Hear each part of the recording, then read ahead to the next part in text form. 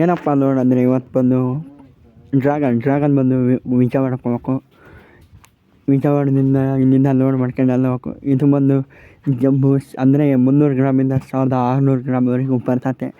ಇದು ಹೂವು ಅದೇ ಡ್ರ್ಯಾಗನ್ ಬೆಳೀತತ್ತಲ್ಲ ಅದೇ ಹೂವು ಕಲ್ಕಂಬ ಹಾಕಿ ಮತ್ತು ಟೈರ್ ಹಾಕಿ ಅಡಿಗೆ ಬೆಳೀತಾರೆ.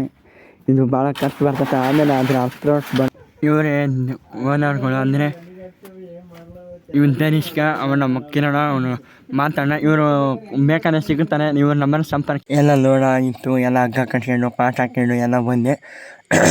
ಗಾಡಿ ಟೈರ್ ನೋಡ್ಕೊಂಡೆ ಈಟ್ ಆಗೈತೆ ಇಲ್ಲ ಅಂತ. ಅಷ್ಟಕ್ಕೊಂದೇನು ಟೈರೇನು ಈಟ್ ಆಗಿದ್ದಿಲ್ಲ, ನಾರ್ಮಲ್ ಏನು ಇದ್ದು. ಬಿಸಿಲು ಬೇರೆ ಜಾಸ್ತಿ ಅಲ್ಲ, ಅದಕ್ಕೆ ಟೀ ಕುಡ್ದೋಗೋಣಂತ ನಿಲ್ಸಂಡೆ.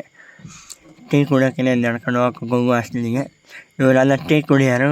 ಅದಕ್ಕೆ ನಾನು ನೀನೇ ಟೀ ಕುಡಿಯೋಲ್ಲ ಕುರ್ಕೊಂಡು ಅಂತ ತಗೊಂಡೆ. ಬೆಳಕಲ್ಲಿ ವರ್ಷಕ್ಕೆ ವಿಜಯವಾಡಕ್ಕೆ ಹೋಗೋಣ ಅಂತ ಅನ್ಕೊಂಡ್ವಿ. ಫುಲ್ ಲೋಡ್ ಆಯಿತು. ಇನ್ನೇನು ವಿಜಯವಾಡ ಬಂತು. ಎಷ್ಟು ನಮ್ಮೂರಿಂದ 750 ಕಿಲೋಮೀಟ್ರ್ ಹಾಕತ್ತೆ ವಿಜಯವಾಡ. ಅಂದರೆ 15 ತಾಸು ತಾಗ್ತತೆ ಟೈಮು. ಲೋಡ್ ಗಾಡಿ ಎಲ್ಲ ಖಾಲಿ ಗಾಡಿ ಆದರೆ 13 ತಾಸಿಗೆ ಬರ್ಬೋದು. ಎಲ್ಲ ಫುಲ್ಲಾಗಿ ನೀರು ಮೇಲೆ ಫುಲ್ ಹರಿಯೋದು. ಅನ್ಲೋಡ್ ಪಾಯಿಂಟ್ಗೆ ಕೊನೆಗೂ ಬಂದೇ ತಲುಪೇಬಿಟ್ವಿ. ಮುಗೀತು, ಅನ್ಲೋಡ್ ಆಯ್ತು ಎಲ್ಲ. ಇವನೇನು ಊರಿಗೆ ಹೋಗೋದಲ್ಲಿ MT5 ಹಾಕಿದ್ದು. ಇಲ್ಲಿಗೆ ನಮ್ಮ ಪಾರ್ಟ್ ವೀಡಿಯೋ.